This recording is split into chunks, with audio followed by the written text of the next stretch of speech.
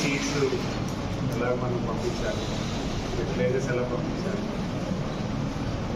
తర్వాత ఆర్ఎస్కేషన్ కూడా కలిగి ఉన్న పిఎస్ఆర్ కూడా ఆర్ఎస్కే తీసుకోవాలి.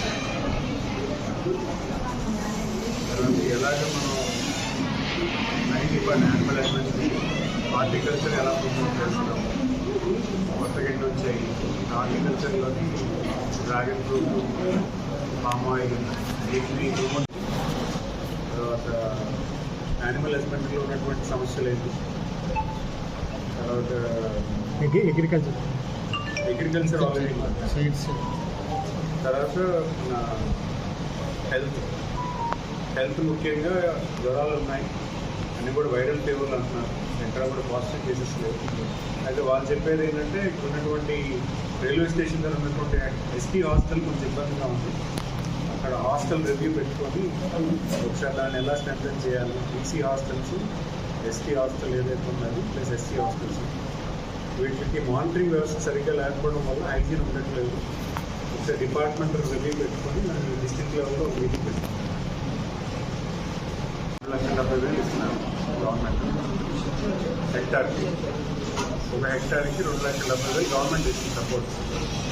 ఎవరన్నా వాళ్ళు చేసుకుంటే కొనుక్కునే వాళ్ళు కూడా గవర్నమెంట్ అప్ చెప్తుంది, జాగ్రత్త మార్కెట్ లింకేజ్ కూడా గవర్నమెంట్ చేస్తుంది.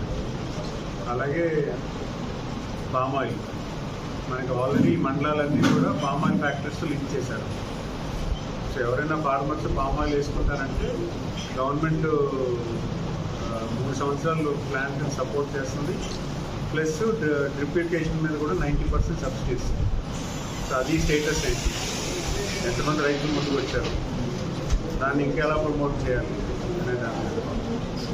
తర్వాత మనకున్నటువంటి ఎన్ఆర్జీఎస్ వర్క్స్ ఎలా ఉన్నాయి, డైలీ వేతనం ఏ రకంగా వస్తుంది, యావరేజ్ ఇంకా పెరిగిందా లేదా.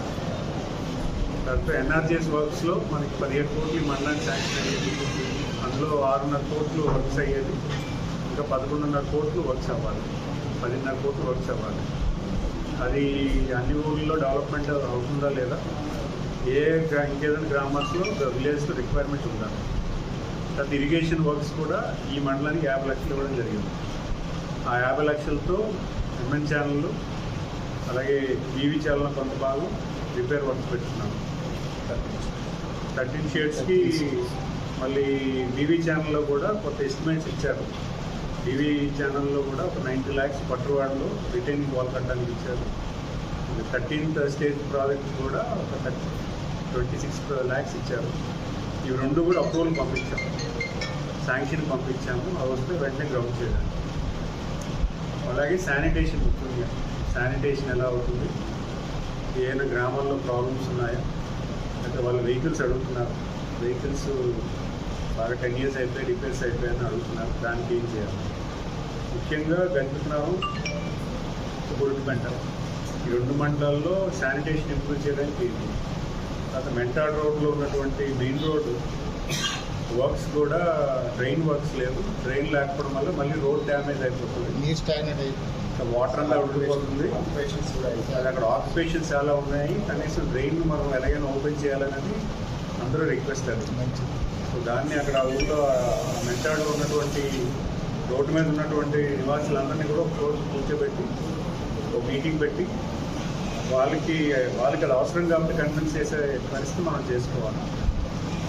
అదొకటి. తర్వాత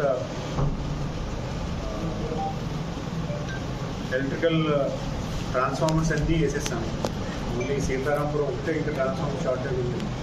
రేపు అమ్మవారి పండుగకి, రావులపేట అమ్మవారి పండుగకి పవర్ ఇష్యూస్ అన్ని సాల్వ్ అవుట్ చేయమన్నాం. అక్కడ శానిటేషన్ కూడా ఇంప్రూవ్ చేయమన్నాం. పండగ కాబట్టి ఎక్కువ మంది వస్తారు కాబట్టి దాన్ని పవర్ అక్కడ లిమిటేషన్ లోడ్ కూడా చెక్ చేసుకోమన్నాం. లోడ్ ఏమైనా సబ్సైడ్ ఉంటే ఏదైనా చిన్న చిన్న టెంపరీ వర్క్స్ చేయించుకున్నాం, అది కూడా అడ్రస్ చేస్తాం.